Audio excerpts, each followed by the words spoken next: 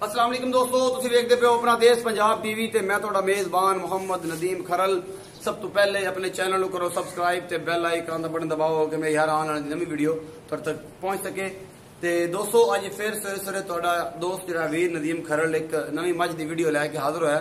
मझ पुछरो लंडी है, पक्के चड्डे दी है, थन चड्डा बड़ा सोहना है और गोल सिंह ने जाफरी सिंह असीं उन्हां नूं बोलदे हां अपनी जुबान दे विच। मत्थे दबली है, पिछे कट्टी है और 3-2 दिन दी 4 दिन दी सूई हुई है। मेरा कैमरामैन सब तो पहले तो मझ दिखाएगा, फिर मालिक ना करांगे सारियां गल्लां चंगियां माड़ियां और सारी मोहब्बत प्यार वालियां। ते कैमरामैन सब मझ बताओ।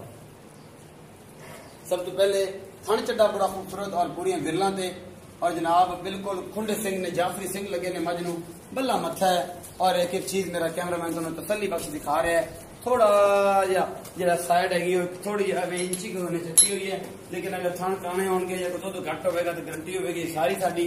और एक एक चीज मेरा कैमरामैन तुहानूं दिखा रहा है। थन चड्डा बड़ा खूबसूरत और हवाना बला पंडा बनी फिरदी है।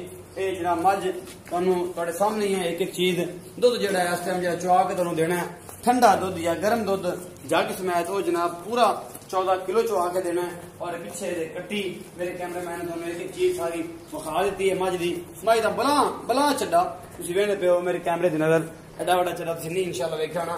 ए जनाब पिछे कट्टी ए जनाब 2 या 3 दिन दी मैं सूई हुई है। ते मैं भाई साहब नूं रिक्वेस्ट करांगा कि मेरे कोल आ जान ते जनाब एदा मुल मुल दसन। अस्सलाम वालेकुम। वालेकुम सलाम भाईजान की हाल चाल? शुक्र अल्लाह दा। तबीयत से ठीक है? बिल्कुल ठीक। ते लोकां दे डरदे होया ते तुहानूं पता ही है सारे मामलात दा। तो आंदे जनाब राय मोहम्मद खान का तुहाडे जिहड़ा है ना कबाड़ा कर दिता है, तुहाडा मोहम्मद खान की वीडियो ना पाओ। सारा मेरे दोस्त कमेंट करते हैं, सारे मेरे भरा ने।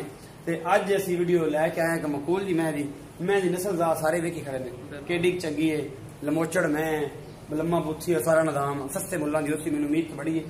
अल्लाह जाने तुसीं 4 लाख मंगदे जे, 5 मंगदे जे, 3 मंगदे जे, की मंगदे जी मेरे वीर? ये भाईजान तीसरे सूए मझ जी 3 दिनां जाई तीसरा दिन सूई नूं जी 14 किलो दुध असीं चोंदे पे इस टाइम। 2 टाइम दा गरमा गरम दुध ठंडा ठंडा गरम दुध 14 क्योंकि तीसरा दिन है ना सूई नूं। मतलब 6 चुआइयां हुई ने ते तीसरा दिन ने सूई नूं और उस तो बाद 14 किलो दुध गरम है जग समेत। अच्छा जी।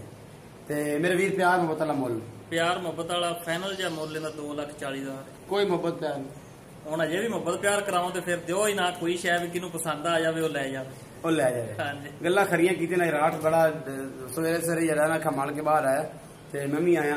2,40,000 मुल कीता मेरे वीर ने जनाब। ते इहदे च मोहब्बत प्यार आपां करा लां जी, मेरी जिम्मेदारी थोड़ी नहीं। जो तुसीं आ जाओगे कर लोगे मैं अपने मतलब कर लांगे जनाब। ते अपना बहुत सारा ख्याल रखिया जे। मिलांगे सुबह सुबह एक नवी और वीडियो दे नाल। अल्लाह निगहबान।